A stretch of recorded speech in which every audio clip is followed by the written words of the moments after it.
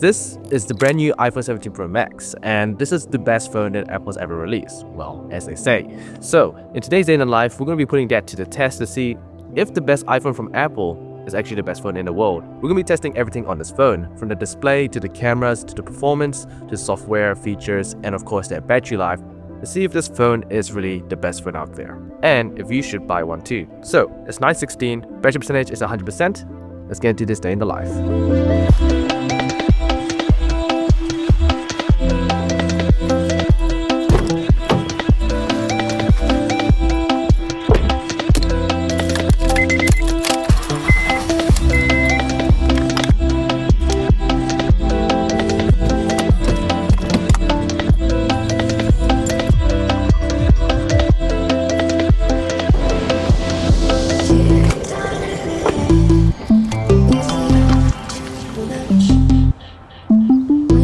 So we're here now at the Hut River, and now it's 10:23, battery percentage is at 97%.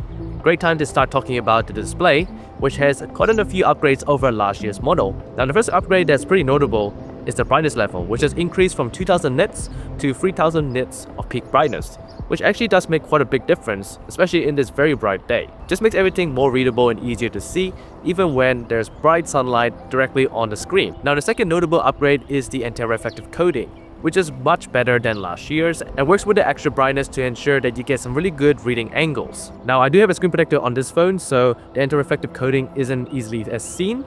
However, if you see my iPhone 17 Pro video, which has the exact same display, the exact same anti-reflective coating, you can definitely tell that it does cut out reflections quite a bit. Now everything else on this phone is exactly the same as last year. 6.9-inch OLED display with an LTPO 120Hz refresh rate, HDR10 and Dolby Vision for the great colors, all the usual bells and whistles and premium features that you expect from a flagship phone. So altogether, the display on the iPhone 17 Pro Max deserves an A+ grade. Now time to go for a little walk.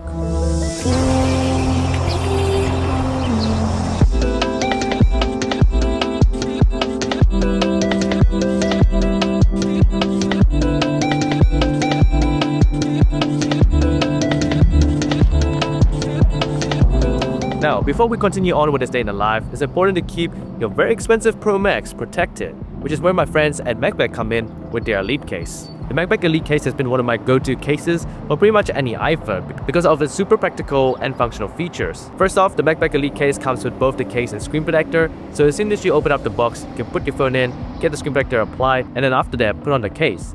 And this case is super protective.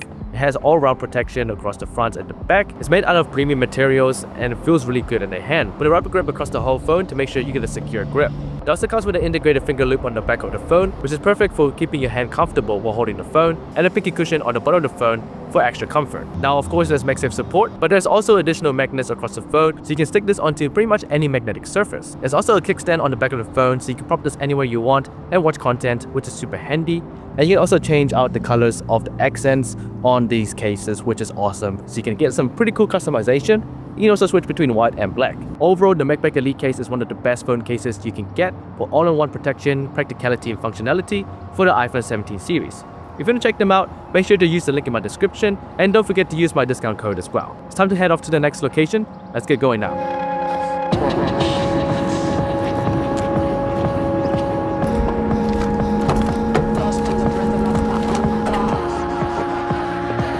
So, battery percentage is now at 86%, it's 11:18, and Marcus Brownlee released a new video on the 17 Pro Max from Xiaomi. So, you know what, I'm just gonna watch it first. And actually using it like I have, that's when you're exposed to all the rest of what makes it so good on the iPhone 17 Pros.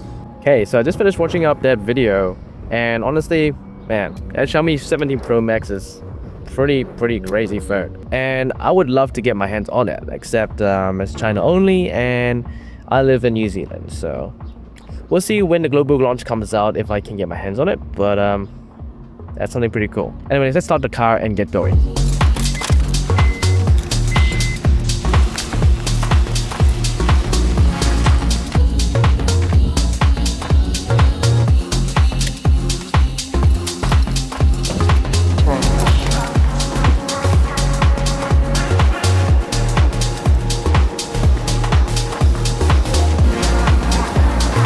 Happy birthday to this guy. Thank you. to all my friends and fans out there. 27 is amazing, 30 is going to be even greater, 50 is going to be amazing. Yeah. But he looks 80.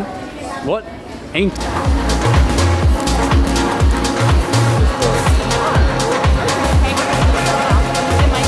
Subscribe to Upwards. Alright, we just had lunch. It's now 1:32. Battery percentage is at 69%. Still doing pretty alright. We're about to head off and we're gonna go travel to Days Bay, which is a place that Joe has never been to before. So pretty exciting. I'm gonna head over there. It's pretty far, but I'm pretty sure this thing can get us there pretty easily. Let's get going now. Okay.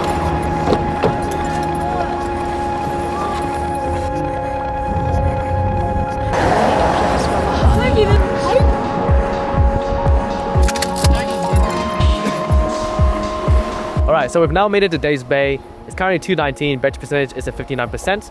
Now let's talk about the cameras on the 17 Pro Max, which are exactly the same as the 17 Pro. So you have three 48 megapixel cameras, a wide, an ultra wide, and a telephoto. The telephoto has been changed to a 4x optical from the 5x optical.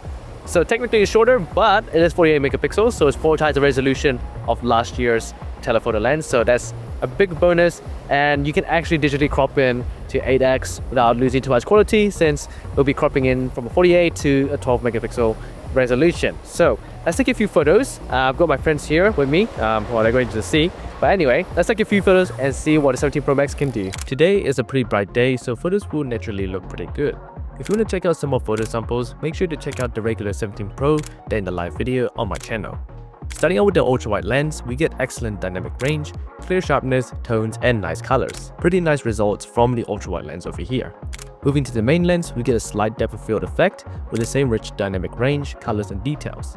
Cropping into 2x retains the same processing, which is quite nice at 1x. Going up to the telephoto lens, this creates a nice separation between the foreground and background, and is great for portrait photos.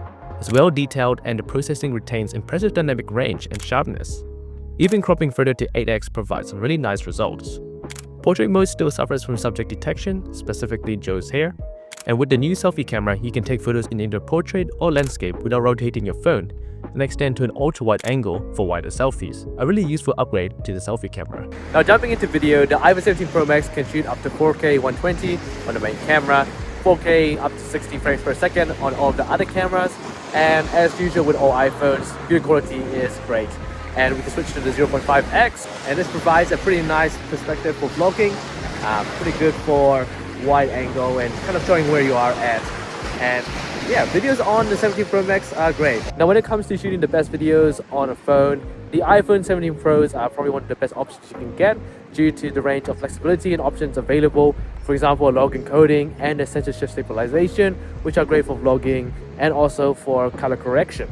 Overall, the iPhone 17 Pros are a solid choice for videos. So overall, the iPhone 17 Pro Max cameras are pretty decent. Like, you're getting some pretty good photos, great resolution, and you're getting some of the best videos on any smartphone available. But yes, just not quite on the same level as the best phone out there, which is, in my opinion, the Vivo X200 Ultra with its three massive sensors, and honestly, no phone can beat that. So the iPhone 17 Pro Max has great cameras, but not the best cameras. So altogether, it deserves an A grade, and now it's really bright and I have to activate my Ultra Asian mode so I can see. And yeah, you can see my forehead too, so not great. So maybe we'll start moving on.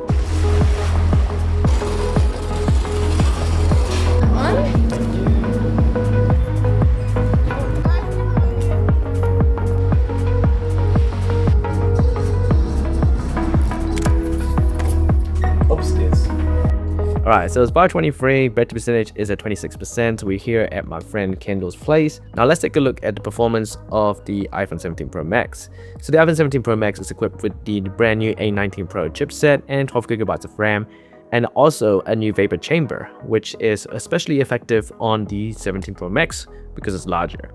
Now so far, performance has been pretty much top tier. Haven't had any issues so far, no stutters or lags, everything has been super smooth. And even under hot weather, yes, it does get a bit warm, but it doesn't get hot. I've never felt the phone actually get hot. And that also translates to playing games. You can play games with intensive graphics and yeah, you really don't feel the heat. The only thing is that now with the Snapdragon Elite Gen 5, well, it kind of looks like the A19 Pro is not the fastest chipset in the world. Something to keep your eyes out on for. But anyways, that's a wrap on the performance. Because it's Joe's birthday, we're gonna be having a birthday dinner especially for him, so let's head over to the location now. What's up guys? Hello, welcome. Welcome. Let's go.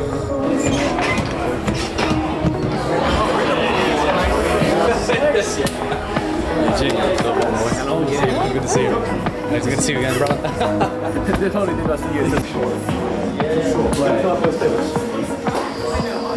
At 7:16, battery percentage is at 6%. Let's take a quick look at the design, features, and software of the 17 Pro Max. Starting off with the design, we have this pretty bold full metal enclosure that I personally think is ugly but functional. It feels good in the hand and premium, but not quite as premium as the Air. On the software side, it's running iOS 26, which so far has been alright. There have been a few weird glitches here and there, with content going behind the keyboard, which is annoying. AI implementations are average with no advanced Siri inside, but I do like the new lock screen customizations, very Android-like. Features include Face ID, wireless charging, USB 3.2, slightly faster 40-watt charging, and IP68 water and dust resistance. Altogether, a premium package as you would expect from a flagship phone, but nothing amazing or crazy. Like being able to use the phone's display while sweat, an IR blaster, or reverse wireless charging, things you can only find on Android devices. The 17 Pro Max deserves an A grade for this category. You live in the vlog? Sure. Can you say hi?